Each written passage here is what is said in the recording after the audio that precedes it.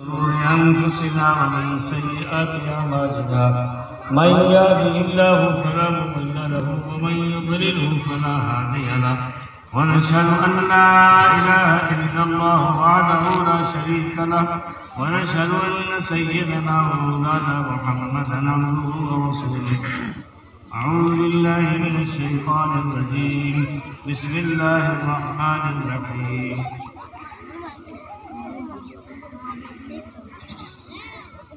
قل هل يستوي الذين يعلمون والذين لا يعلمون. صدق الله العظيم.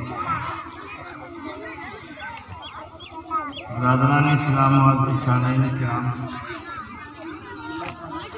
कुरान मुक़द्दस की आयत का कुछ हिस्सा मैंने पढ़ा है। कुरान करीम वो किताब है जो इंसानों की जिंदगियों के अंदर इनकलाब पैदा करता है। और कुरान करीम की तफसीर हज़रत नबी करीम अलैहिस्सलाम से, सहाबाए किराम से, ताबईन और तबे ताबईन और अइम्मा मुज्तहिदीन और मुफस्सिरीन हज़रात की जानिब से जो हमें पहुँचती है वो कुरान मुक़द्दस का एक खुलासा और बांस है। हज़रत नबी करीम अलैहिस्सलाम ने ईमान लाने वालों को छोटी छोटी बातों में, कुरान और हदीस की तशरीह में, छोटी छोटी मामूली सी बातों में दुनिया और आखिरत की कामयाबी के राज बतलाए। एक मौके पर आपने इरशाद फरमाया, लोगों 3 काम कर लो। एक साहबी ने आकर कहा था, या रसूल अल्लाह, मुझे कोई ऐसी बात बता दीजिए, कोई ऐसा हुक्म बता दीजिए जिस पर मैं अमल करूं, परेशानियों से बच जाऊं। परेशानी आपने फरमाया 3 बातों पर अमल करो।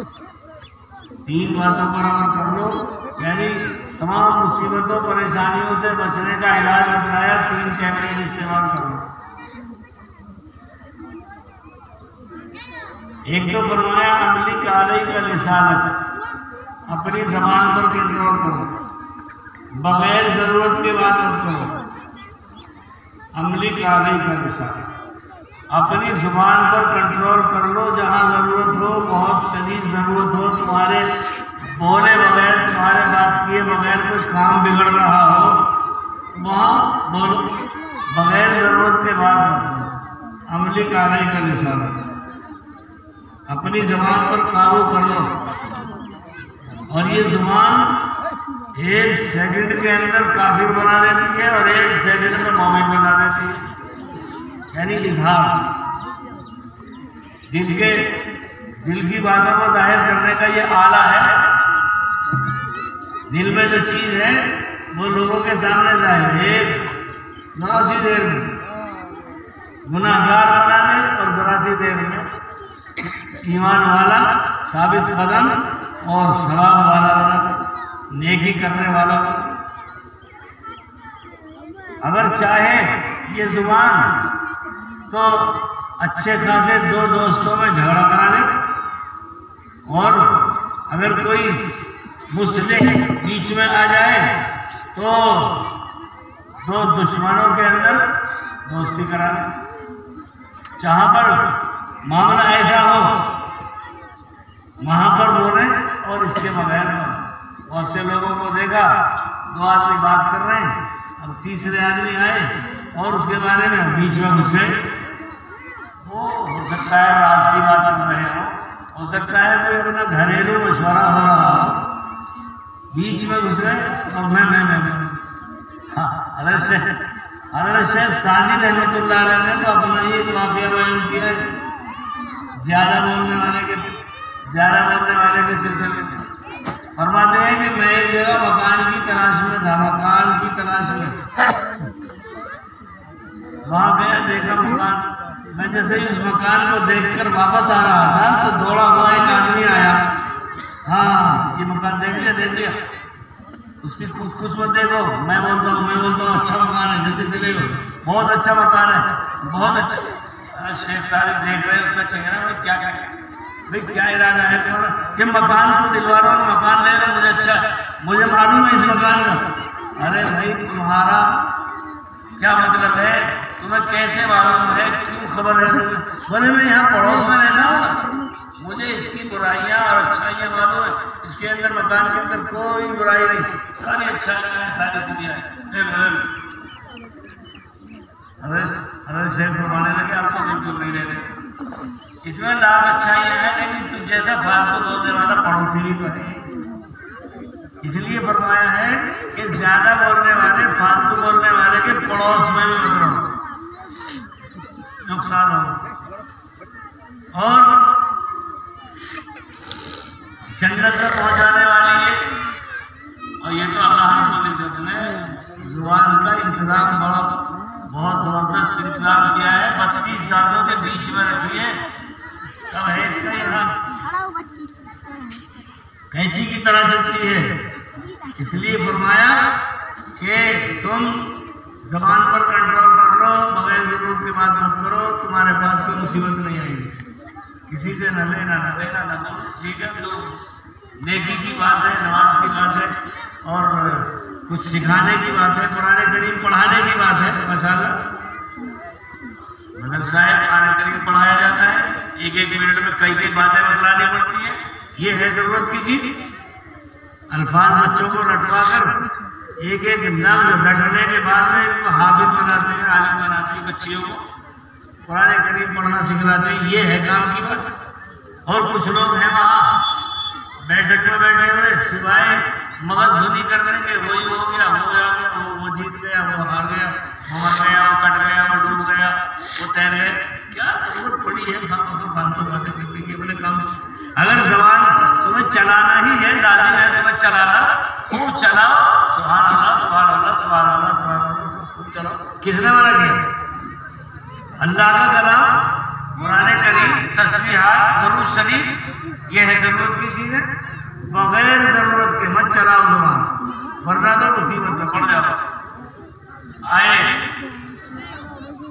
जबान के जरिए से कहीं का कहीं पहुंचता है। इसलिए अल्लाह के रसूल अलैहिस्सलाम ने फरमाया कि मुसीबतों से, परेशानियों से बचने के लिए सबसे पहले ये अमल करो कि अपनी जुबान पर कंट्रोल कर लो, अपनी जुबान पर कंट्रोल कर लो, बगैर जरूरत के बात में कहीं जरूरत हो तो ठीक है, ऐसा भी नहीं होना चाहिए कि जहाँ जरूरत पड़ रही है बोलने की वहां भी नहीं बोल रहे। हुआ है एक बेचारा नवीना आदमी चला जा रहा है, अब आप देख रहे हैं कि कुएं के पास में अगर जरा सा एक कदम और रख दिया इसने तो धड़ाम के नीचे जाएगा। अब बैठे थे क्योंकि साहब मौलाना साहब आए थे, बोले तो बात नहीं करने का, ऐसा नहीं, बल्कि फौरन शोर मचा देना चाहिए, ठहरो ठहरो ठहरो, नवीना साहब ठहरो, यहाँ बोलना चाहिए, जहाँ जरूरत हो बोलना चाहिए। ये नहीं कि जबान बंद करके बैठ जाए, जहाँ जरूरत हो वहां बोलो, जहाँ जरूरत ना हो वहां बिल्कुल जबान मत खोलो। एक मौके पर आप सल्लल्लाहु अलैहि वसल्लम ने इरशाद फरमाया, अरे लोगों तुम दो चीजों की जिम्मेदारी ले लो, दो चीजों की जिम्मेदारी ले लो, मैं तुम्हें जन्नत में ले जाने का जिम्मेदार हूं। अल्लाह के रसूल सल्लल्लाहु अलैहि वसल्लम फरमाया, एक तो वो चीज है जो 32 दांतों के बीच में है, हाँ उसे कभी गलत इस्तेमाल मत करना, यानी जुबान 32 दांतों, माबैन इस्लाम, माबैन फखरान। फरमाया कि एक वो चीज है जो दो जबड़ों के दरमियान, 32 दांतों के दरमियान है, हाँ इसकी जिम्मेदारी ले लो, इसे फालतू मत चलने देना, बस कंट्रोल में रखो।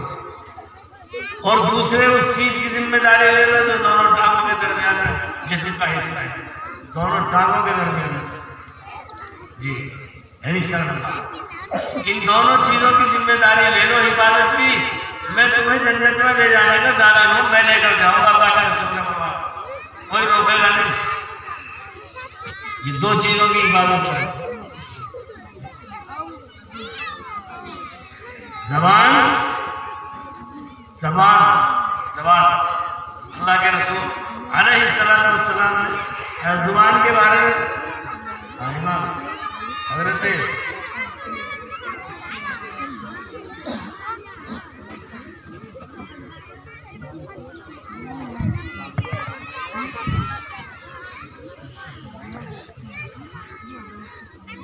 अच्छा देखो, एक चीज तो ये हो गई क्या, जुबान।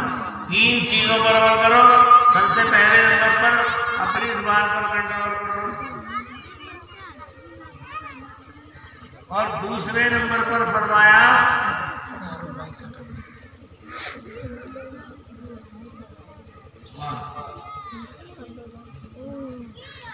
बगैर जरूरत के घर से बाहर मत निकलो। हम कहने का विस्तार है, बगैर जरूरत के घर से बाहर मत निकलो। जरूरत है खाने की, कमाने की, खेती बाड़ी की, कहीं आने जाने की जरूरत अगर है तो निकलो, वरना तो अपने घर में बगैर जरूरत के निकलेंगे। कोई भी कुछ कहेगा, एक बच्चा आएगा कुछ उसको कहेगा, दोनों दरवाजे में मुसीबत आ जाएगी, और हो सकता है कि वो पुलिस उठा कर ले जाए और वो भागा कर ले जाकर बंद कर दे, और फिर गाँव में बगैर जरूरत के क्यों निकलते हैं। बल ये साहब फरमाया चाहिए कि तुम्हारा घर तुम्हारे लिए काफी हो जाना चाहिए, यानी तुम बगैर जरूरत के घर से बाहर मत निकलना। परेशानियों से बचने का इलाज, मुसीबतों से परेशानियों से बचने का इलाज, एक तो जबान को बगैर जरूरत के इस्तेमाल मत करना, और दूसरे बगैर जरूरत के घर से बाहर मत निकलना। नमाज पढ़ने के लिए जरूरत है, दावत का काम करने के लिए जरूरत है, बच्चों को मदरसे में छोड़ने के लिए पकड़ के लाने की जरूरत है। जरूरत के लिए निकलो, बगैर जरूरत के घर से बाहर मत निकलो। खासतौर पर नौजवान बच्चे गौर कर रहे हैं, खा कहीं उस खेत पर बैठे, कहीं वहां पर बैठे, तो मोबाइल ने तबाह कर दिया है जवानों को, और ये कुछ सुनने के लिए तैयार नहीं।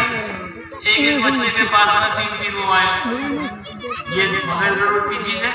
इन बच्चों को समझाओ और इनके मोबाइल इनसे छीन कर एक तरफ रखो और घरों में बैठा दो, मुसीबतों से परेशानियों से बच जाए। तीसरी चीज आप सल्लल्लाहु अलैहि वसल्लम ने इरशाद फरमाई कि वलियम की आला फती अतिक, जबान पर कंट्रोल करो, घर से बगैर जरूरत के बाहर मत निकलो, और फरमाया कि अपने गुनाहों पर, अपनी बुरी बातों पर, कारस्तानियों पर, जो खिलाफ शरा काम किए हैं, अल्लाह की नाराजगी के काम किए हैं, हुज़ूर अकरम सल्लल्लाहु अलैहि वसल्लम की नाराजगी के काम किए हैं, उन पर रोते रहो। जब मौका मिल जाए तभी रो। वलियम की आला खतीर, रात में रो, दिन में रो, मस्जिद में रो, घर में रो, वज़ू करते हुए रो, सोते हुए रो, जब भी मौका मिल जाए, जब भी मौका मिल जाए आंखों से आंसू आ जाए। और सुबह से शाम तक कभी मौका नहीं मिला तो सोते वक्त में वज़ू करो, तो नफिल पढ़ो। बस ऐसे वक्त में जब कोई देखने वाला ना हो, और सुबह से शाम तक के सारे अमाल के ऊपर नजर करो, क्या क्या किया है आज सुबह से, क्या क्या किया है, कितने अच्छे काम किए हैं, कितने बुरे काम किए हैं, और बुरे कामों के ऊपर बहुत सी मरतबा ऐसे मौके और चांस मिलते हैं कि किसी को खबर ही नहीं होगी तुम क्या कर रहे हैं। ऐसे वक्त नमाज पढ़ने के लिए वज़ू कर रहे हैं, वज़ू में रोना शुरू कर दिया। मैं इस काबिल तो नहीं था, तेरे सामने खड़ा हूँ, तूने मुझे बुला लिया। मैं कितना गुनाहगार हूँ, तूने मुझे अपने सामने खड़ा होने के लिए बुला लिया, मुझे नमाज के लिए बुला लिया। या अल्लाह तेरा बड़ा करम है, मैं तो गुनाहगार हूँ, मैंने फला गुनाह किया, मैंने फला किया, मैंने फला जगह झूठ बोला, मैंने फला जगह बेईमानी की, मैंने फला। अपने आप को तो याद है ना, किसी और से मत बताओ, बस एक से बताओ, उसे तो मालूम है।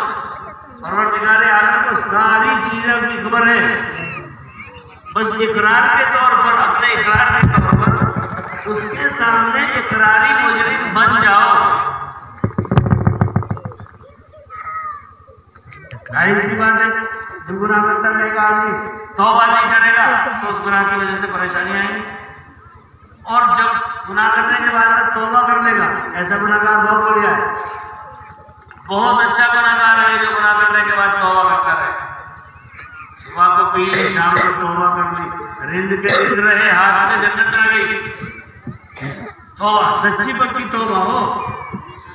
रात को यानी सुबह से शाम तक जो कुछ भी हो गया है, रात को रोकर गिड़गिड़ाकर तौबा कर लो, अल्लाह के सामने रो देना। और रोना तो कभी भी नहीं छोड़ना चाहिए, कभी भी रोना कभी नहीं छोड़ना। रोना अल्लाह को बहुत पसंद है, अल्लाह को रोना बहुत पसंद है। और रोने वाले, अल्लाह के सामने रोने वाले, शर्मिंदा होने वाले, अपने गुनाहों पर आंसू बहाने वाले अल्लाह को बहुत पसंद है, बहुत पसंद। हाँ, बस अल्लाह ताला अपने आगोश में ले लेते हैं मोहब्बत को। और जैसे माँ है, अल्लाह के रसूल अलैहिस्सलातु वस्सलाम ने इरशाद फरमाया कि अगर किसी माँ का बच्चा गायब हो जाए छोटा सा, और वो गुस्से में भगा दे उसको, निकल यहाँ और वो सचमुच चला गया, थोड़ी देर के बाद अम्मी ने निकल कर कहा यहाँ भी नहीं, वहाँ भी नहीं, वहाँ भी नहीं, उन बच्चों में नहीं, फलाने में नहीं, फलाने। अरे मेरा बच्चा, अरे मेरा बच्चा, अरे मेरा बच्चा कहाँ है?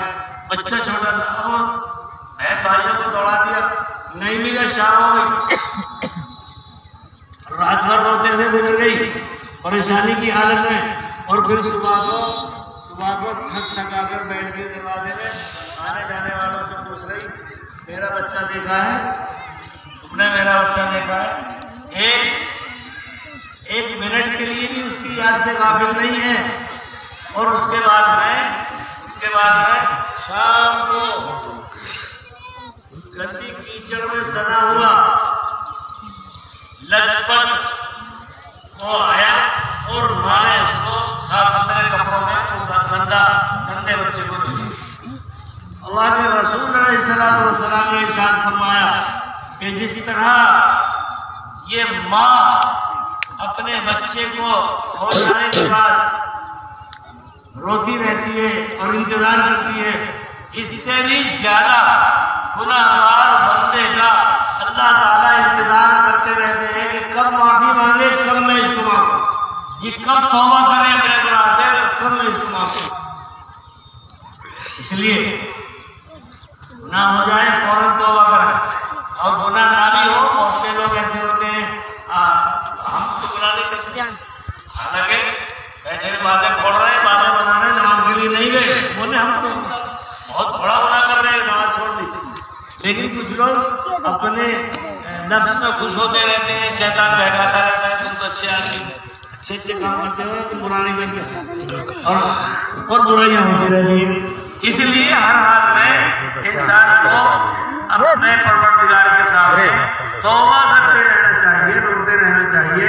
और जितना भी मुमकिन हो, जो दिन में भी गुनाह हुआ है तो उसे निपटा लें, माफ करा लें।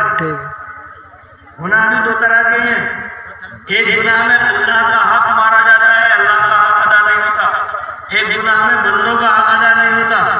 तो जो गुनाह अल्लाह की जात से वाबस्ता है, उन गुनाहों के सिलसिले में अल्लाह ताला माफ कर देते हैं। लेकिन जो गुनाह बंदों से वाबस्ता है, अल्लाह उन्हें माफ नहीं करते, बंदे ही से माफी मांगनी पड़ेगी। इसलिए फरमाया कि तुम 3 काम कर लो, गुनाहों पर। तीसरा काम क्या? अपने गुनाहों पर रोते रहो, शर्मिंदगी के साथ में आंसू बहाते रहो। और रोना अल्लाह को बहुत ज्यादा पसंद है, इसलिए अल्लाह की पसंदीदा चीज ये रोना है। हज़रत मूसा अलैहिस्सलाम वो एक ऊपर तशरीफ ले जाया करते थे। आप अल्लाह ताला इन उलमाए किराम से सुना है, माशाअल्लाह यहाँ तो बहुत सारे हुफ़ाज़ उलमा जमा है, और इनका मौलाना इकरामुद्दीन साहब का तो कोई ठिकाना नहीं। अल्लाह ने बहुत बड़े फजल से इनको नवाज यहाँ आप हजरात की खिदमत के लिए भेजा है माशाअल्लाह। और अभी जो इन्होंने बच्चों के शाहकार दिखलाए हैं वो तो कोई कदरदान ही पहचान सकता है ऐसे कि क्या कमाल बच्चों के अंदर इन्होंने पहचाना। छोटे छोटे मासूम बच्चे, वो पुराने जमानों की तहरीरें जो बड़े बड़े कातिब लोग लिखा करते थे वो आपके छोटे छोटे बच्चे लिख कर दिखा रहे हैं। अल्लाह ताला इन बच्चों को सलीके के साथ में, अदायगी के साथ में कुरान करीम पढ़ने की भी तौफीक अता फरमाए और पूरे आलम के लिए इन बच्चों को कबूल फरमाए, पूरे आलम के लिए तैयार कर दे ताकि पूरे आलम में ये अल्लाह के नाम को बुलंद करने वाले हो। और आप हजरात के चुके बच्चे हैं, जाहिर सी बात है आप हजरात को सवाब मिल रही है। ये तो सुना हज़रत मूसा अलैहिस्सलाम तशरीफ ले जाए कोहे तूर पर अल्लाह ताला से कलाम करने के लिए, बातचीत करने के लिए, अपने मसाइल हल करने के लिए तशरीफ ले जाए। रास्ते में रोने की आवाज आई, मिलक मिलक कर कोई रो रहा है। हजरत ने देखा इधर कौन है, देखा पत्थर के अंदर से आवाज आ रही रोने की। हजरत मूसा अलैहिस्सलाम ने उसके ऊपर हाथ रख दिया, क्या बात है क्यों रो रहे? तो उस पत्थर से आवाज आई, कुव्वत गोयाई अल्लाह ने उसको अता फरमाई।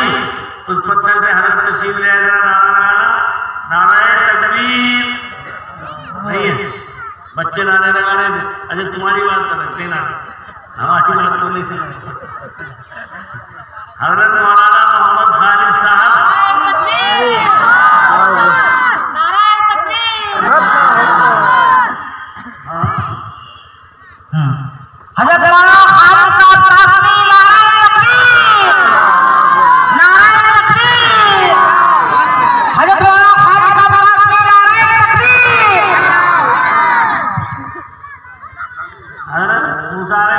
तशरीफ ले जा रहे थे और पत्थर से रोने की आवाज आई तो हजरत ने मालूम किया भाई तुझे क्या मुसीबत है। ये अम्बिया अलैहिस्सलाम की करामतें होती हैं नबी रसूलों की, उनके साथ उनको हर चीज की आवाज में समझ पैदा हो जाती है, हर जानवर की आवाज समझ लेते हैं क्या कह रहा है, और या फिर हर चीज जो है वो उनके सामने बोलनी पड़ती है। नबियों की, रसूलों की, पैगंबरों की करामतों की बात है। हजरत ने पूछा भाई क्या बात थी? तो पत्थर से आवाज आई, चट्टान थी, बहुत बड़ी चट्टान। मैंने सुना है कि जहन्नम को आग को भड़काने के लिए या आग में जलाने के लिए इंसानों और पत्थरों को डाला जाएगा। पत्थर के अंदर चट्टान कुरान करीम में भी है, वक़ूदुहा अन्नास वल हिजारा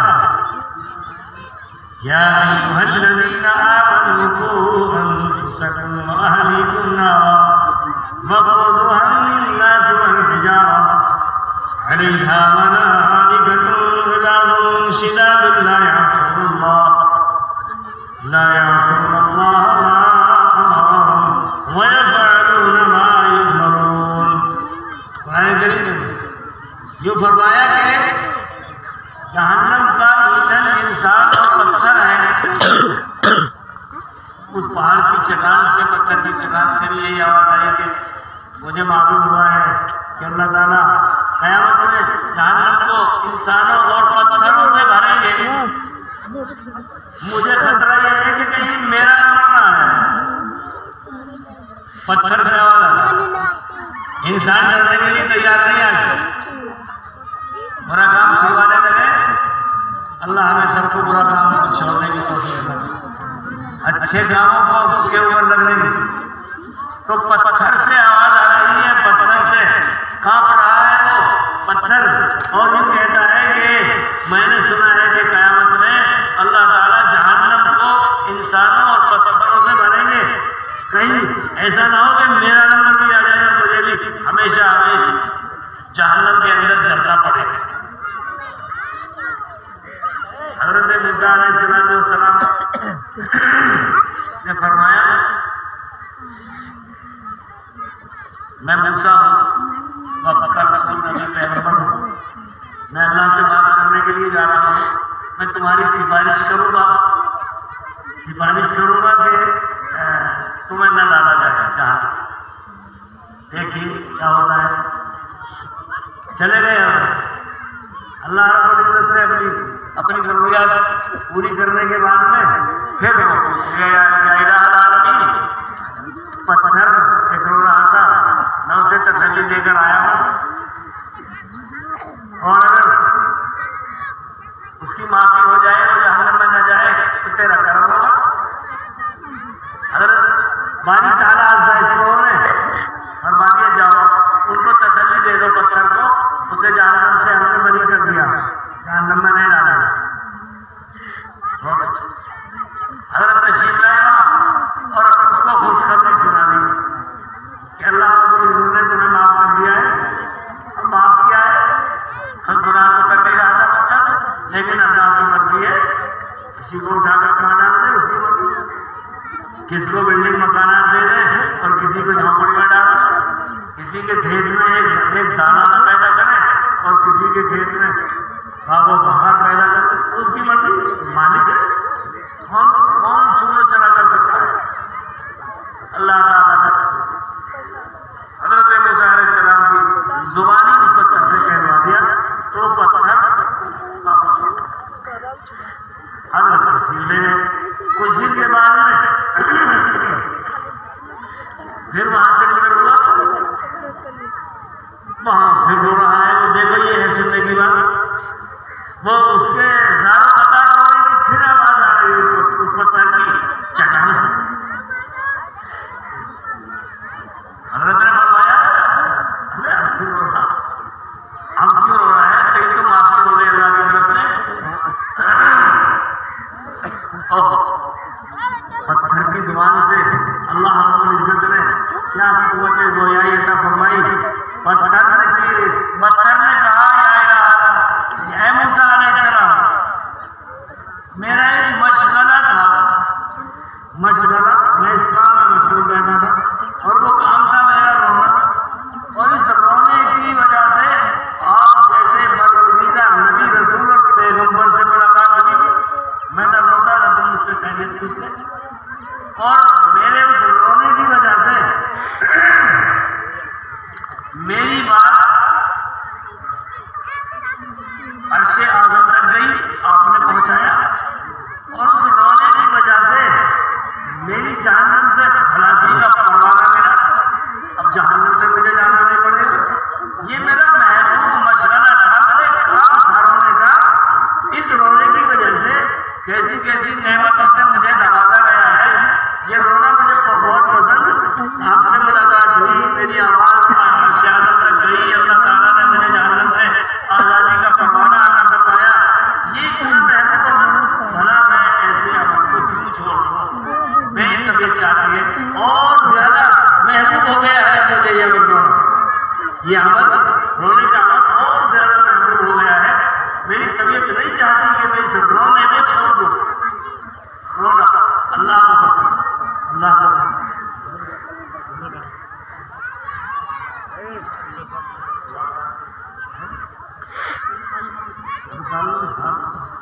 तो हज़रत खालिद साहब का यहाँ भी तलबा को आगे जरूर पढ़े हुए होंगे या पढ़ रहे होंगे। महमूदुल मदारिस मसूरी गाजियाबाद में, वहाँ इदारा है बच्चों का, बहुत शानदार कुरान करीम, बहुत शानदार तालीम होती है। यानी हमारे जामिया खादिम इस्लाम हापुड़ के बिल्कुल करीब है, 25 किलोमीटर दूरी पर। हम भी बहुत सारे अपने बच्चों को वहाँ दाखिले के लिए भेजते हैं। खादिम इस्लाम से का तो तारुफ इन्होंने कराई रखा है, उसकी जरूरत नहीं है। बच्चा हज़रत मौलाना खालिद साहब दुआ कराएंगे, तशरीफ लाएंगे। अल्लाह ताला